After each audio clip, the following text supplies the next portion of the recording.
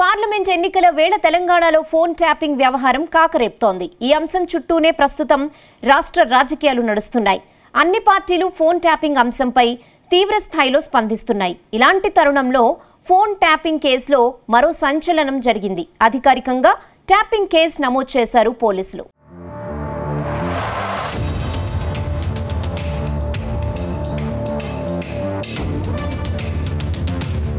తెలంగాణలో phone tapping వ్యవహారం అనూహ్య మలుపులు తీసుకుంటోంది. బీఆర్ఎస్ అధికారంలో ఉన్నప్పుడు కేసీఆర్ ప్రభుత్వం అప్పటి ప్రతిపక్ష నేతల ఫోన్లు ట్యాపింగ్ చేయించిందన్న ఆరోపణలు పెను సంచలనమే సృష్టించాయి. అందుకు తగ్గట్లు రోజుకో కొత్త విషయం వెలుగులోకి వస్తోంది. రాజకీయ ప్రత్యర్థులను టార్గెట్ చేసిన వైనం దానికి తగ్గ ఆధారాలు వెలుగు చూస్తున్నాయి. వ్యాపారస్తుల, హీరోయిన్ల ఫోన్లను కూడా ట్యాపింగ్ చేసి బ్లాక్మెయిల్ చేశారన్న ఆరోపణలు తీవ్రంగా ఉంటున్నాయి.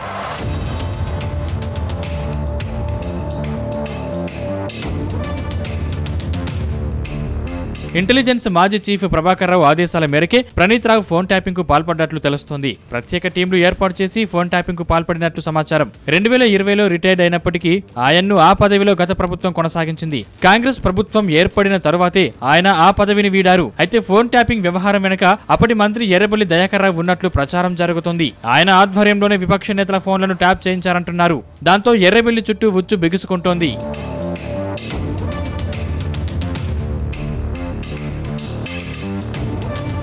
ఇప్పటి వరకు 4 అధికారుల్ని పోలీసులు అరెస్టు చేశారు. ఫోన్ ట్యాపింగ్ వ్యవహారానికి, హవాలా వ్యాపారానికి ఉన్న సంబంధాలపై పోలీసులు ఆరా తీస్తున్నారు. ఫోన్ ట్యాపింగ్ వ్యవహారం బయటపడినప్పటి నుంచి బేగం బజార్ ప్రాంతంలో సోదాలు నిర్వహిస్తున్నారు పోలీసులు. ఈ నేపథ్యంలో కొందరు వ్యాపారులతో ఒకరిద్దరు టాస్క్ ఫోర్స్ పోలీసు అధికారులకు సాన్నిహిత్యం ఏర్పడిందనే ప్రచారం ఉంది. ఆ క్రమంలో వారితో ఆర్థిక లావాదేవీల బంధం కొనసాగించారనే ఆరోపణలు ఉన్నాయి.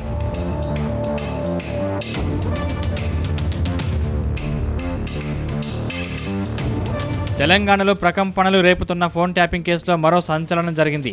అధికారికంగా ట్యాపింగ్ కేసు నమోదు చేశారు పోలీసులు. టెలిగ్రాఫ్ యాక్ట్ జతపరుస్తూ నాంపల్లి కోర్టులో మెమో దాఖలు చేశారు. దేశంలోనే తొలిసారిగా టెలిగ్రాఫ్ యాక్ట్ కింద ఇదే మొదటి కేసని తెలుస్తోంది. టెలిగ్రాఫ్ యాక్ట్ కింద బలమైన సెక్షన్లు ఉంటాయని చెబుతున్నారు. టెలిగ్రాఫ్ యాక్ట్ మరోవైపు మాజీ డీసీపీ రాధాకిషన్ రావుని బంజారాహిల్స్ పోలీసులు న్యాయమూర్తి ముందు హాజరుపరిచారు. ఆయనకు కోర్టు 14 రోజుల రిమాండ్ విధించింది.